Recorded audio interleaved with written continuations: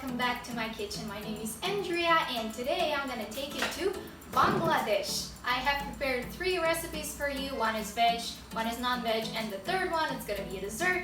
But before we get started, of course, I will give you some cultural background regarding the food eaten in Bangladesh. So let's get started. Bangladesh has a very similar cuisine to the one found in the Indian state called as West Bengal, since they share a history together. So obviously this will be reflected in their dishes as well. Bangladesh is a coastal country. That means that there is an abundance of seafood and fish there.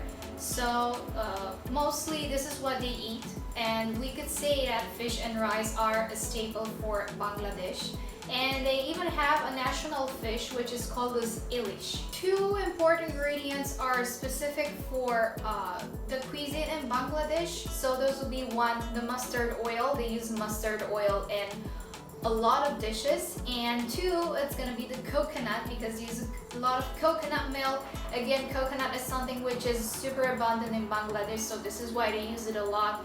So you will see that even today in the recipe that I have prepared for you, we're gonna use coconut milk and we're gonna use seafood as well. Now that you know a little bit about the cuisine in Bangladesh, I would suggest let's go ahead and get started with the first recipe, which is gonna be the non-veg recipe. Obviously, this is gonna contain seafood just like I said earlier. So we're gonna prepare something called as Chingri Malai curry. Chingri Malai curry is a curry with prawns originally, but you can use shrimps as well. I'm using shrimps because I couldn't find prawns.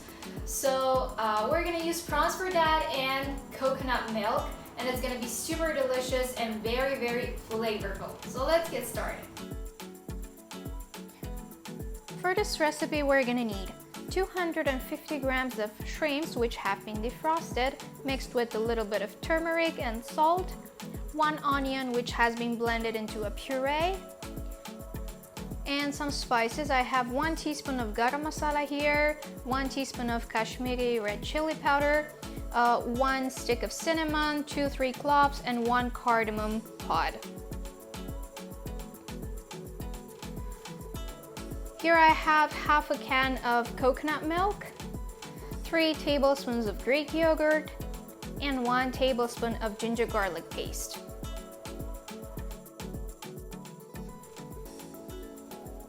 I'm gonna start by heating a little bit of coconut oil in a pan, and I'm gonna fry the shrimps for maximum 2 minutes. After 2 minutes, they look like this, so I'm just gonna remove them, and then I'm gonna start preparing the curry base. So in the pan, I'm gonna add the onion, and I'm gonna let it cook until all the water disappears.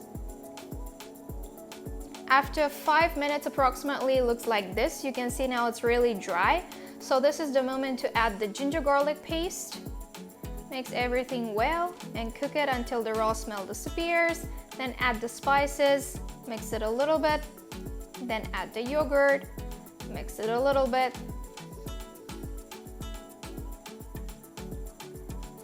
And then we're adding the coconut milk and a little bit of salt as per your taste. It has boiled for about 5 minutes, and now it's the time to add the shrimps.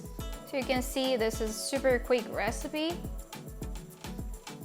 And I'm just gonna let everything cook for 5 more minutes. After 5 more minutes, it looks like this. It's super creamy. So now I'm just gonna serve it. So this is the final result. I'm gonna show you the consistency of the curry. Just look at the color. It's super, super creamy and super delicious. You can serve it with steamed rice.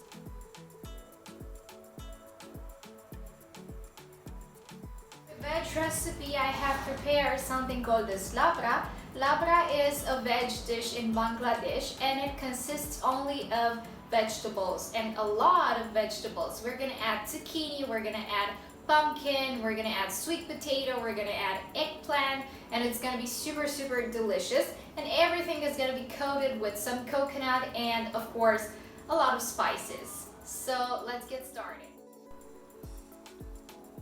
For this recipe, we're gonna need half a cup of eggplant, half a cup of zucchini, half of coconut which has been processed into a food processor, half a cup of sweet potato, half a cup of pumpkin, half a cup of cauliflower florets. I have for about 10 florets here, I think. And here I have the spices. So I have 1 teaspoon of cumin, 1 teaspoon of black mustard seeds, 1 teaspoon of nigella seeds, and a pinch of asafoetida or hing. And here I have 1 whole red Kashmiri chili which has been dried. And here I have the spice paste which contains 1 teaspoon of ginger garlic paste, 1 teaspoon of red Kashmiri chili powder, 1 teaspoon of cumin, a little bit of turmeric, and some coconut oil. I'm gonna start by adding coconut oil to a pan, and I'm gonna fry the mustard seeds, the chili, the cumin seeds, and the hing. Then I'm gonna add the sweet potato and I'm gonna let it cook for 5 minutes. I have added some water. So after 5 minutes it looks like this. You can see that I added the water as well. And I'm gonna add all the other remaining vegetables.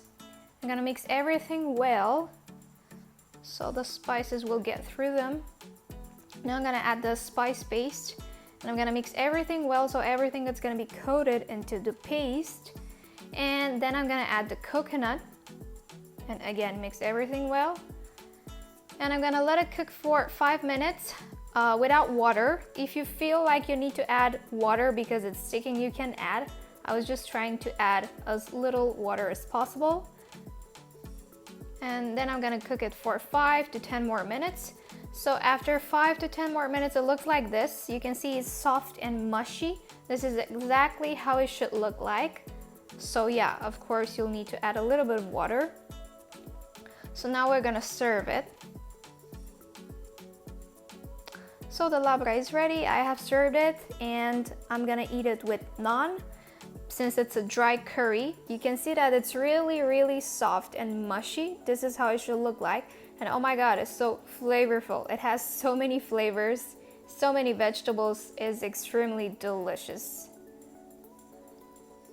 Let's get started with the dessert. So I have prepared a super interesting dessert for you which is served both in Bangladesh and India. It's called this Rasgulla and it's very typical for this area. So Rasgulla is basically a dessert consisting of sweet cheese balls. So we're gonna make some cheese balls which we're gonna soak into a super flavorful sugar syrup which is gonna contain rose water and cardamom, and we're gonna top everything with some pistachios. So if you want to find out more about this dish and about its history and about the culture, you can check out my Instagram feed as well, because there I used to give more details about the dishes that I'm preparing in these videos. So let's go ahead and get started with our rasgulla. So for this recipe, we're gonna need 1 liter of cow milk, preferably fresh. And to this, we're gonna add 2 tablespoons of lemon juice, freshly squeezed. So this is for the balls. And for the syrup, we're gonna need 3 cups of water to 1 cup of sugar, 1 tablespoon of rose water, 4 cardamom pods, and 1 tablespoon of chopped pistachios to finish it off. I'm gonna start by bringing the milk to a boil. So I'm gonna add it to a pan.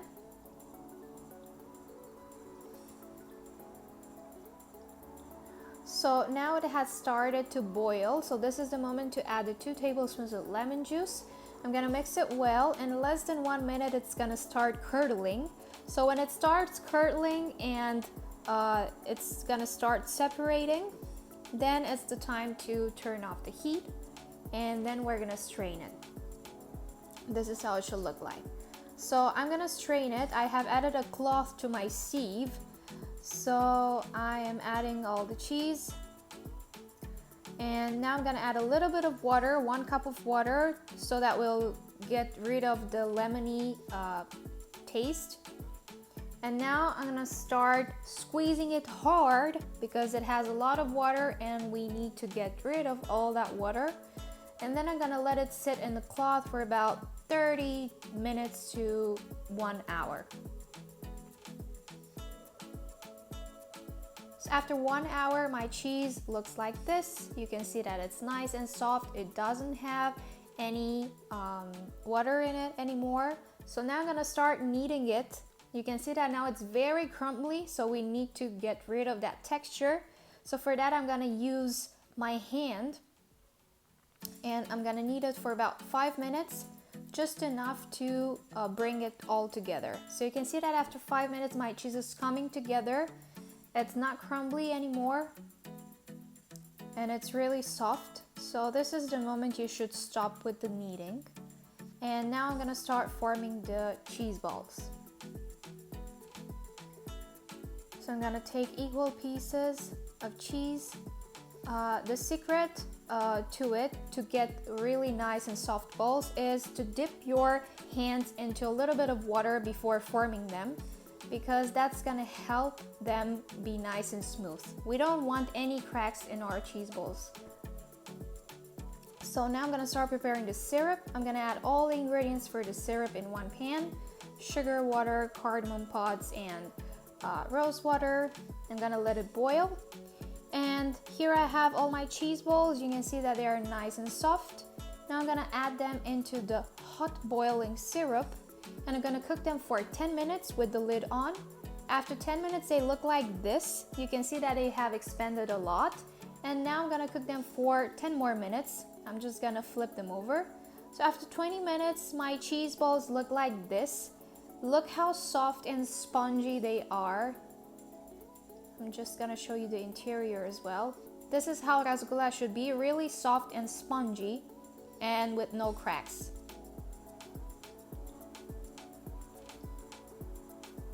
That's it, guys. Thank you very much for watching once again, and I really hope you're gonna try these recipes as well, and I really hope you enjoyed this episode and the cultural information that I gave you.